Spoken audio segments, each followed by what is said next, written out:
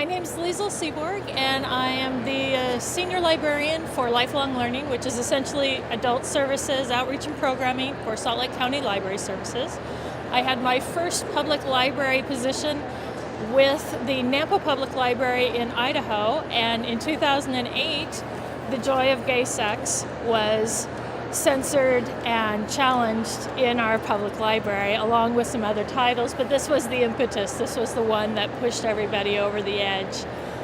I was recently graduated, and this was my first introduction to real censorship and challenges, and so it really was quite an impact. So I'm just going to read a little bit of a blog post I wrote at the time, and I think it's so relevant today that we defend what needs to be defended, even if we don't plan to read it. It's so important that we have the access. So this is a blog post I wrote March 11th, 2008.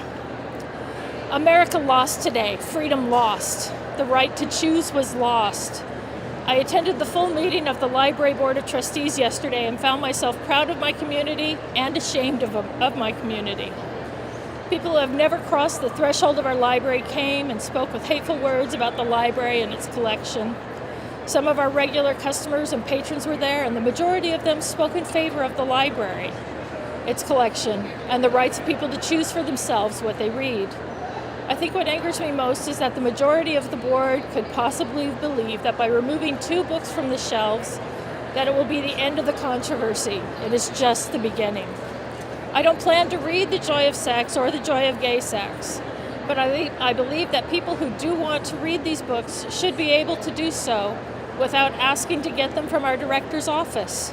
By creating a separate collection of materials determined pornographic and offensive by some members of Nampa's community, the board has effectively created an adult room, which should be curtained off with signs to allow no one under 18 to enter. But the whole library has something that could offend somebody. Perhaps we could bar everyone under 18 from entering the library without a permission slip from their parents. It has to be notarized, of course. The people opposed to the books say they want a library that is safe for kids. They apparently don't believe that they can provide sufficient supervision and moral instruction for their children, who will likely never enter the library anyway. I am so disappointed and angry that a few people were allowed to change America and American freedoms last night. Is not over, and I believe I hear the marching of the brown shirts. And this was March 2008.